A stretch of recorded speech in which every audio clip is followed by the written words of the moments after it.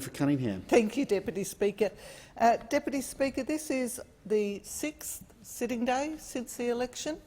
When you consider that one of the days is full of our normal procedures that happen when the parliament resumes, probably only 5 sitting days.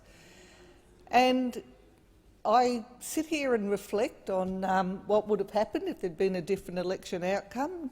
Of course, we respect the outcome, but I think we would have had a front bench of ministers doing things like, for example, in the education sector, there would have been a whole lot of work being done on rolling out legislation and commitments on childcare services, early education opportunities, rebuilding the financing around school education, significant major reform in the post-secondary education sector.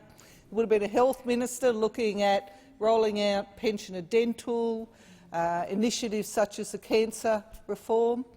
But we didn't win the election, those on the other side did.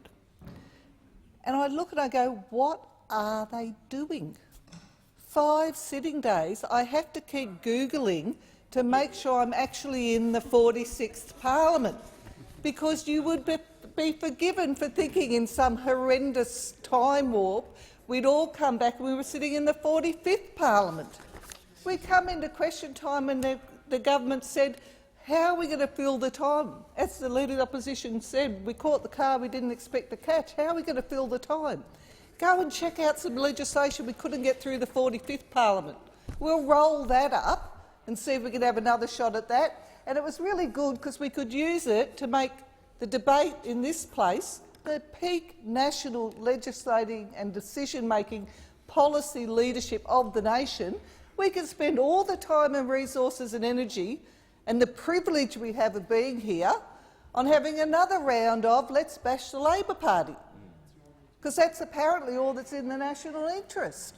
We had an emergency need to pass drought policy so that those opposite could have a quick and easy shot and say, oh, Labor opposes drought support for farmers, for a policy you're not even starting to pay out on for another 12 months.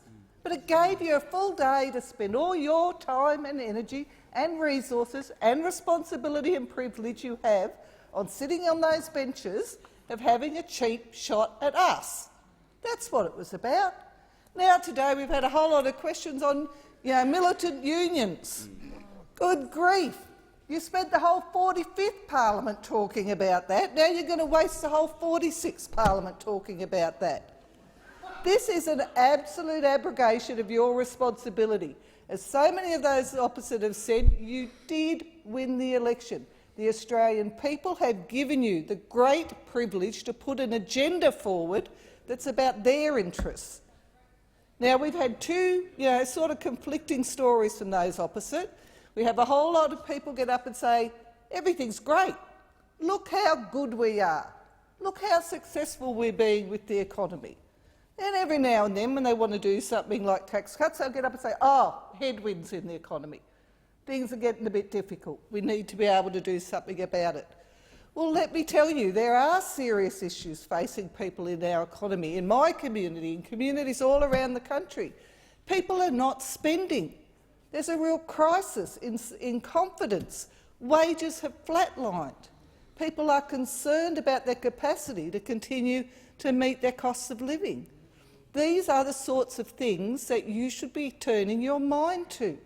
And I would say, to be quite honest, some of the speeches I hear, I think some of the backbenchers want to be talking about that.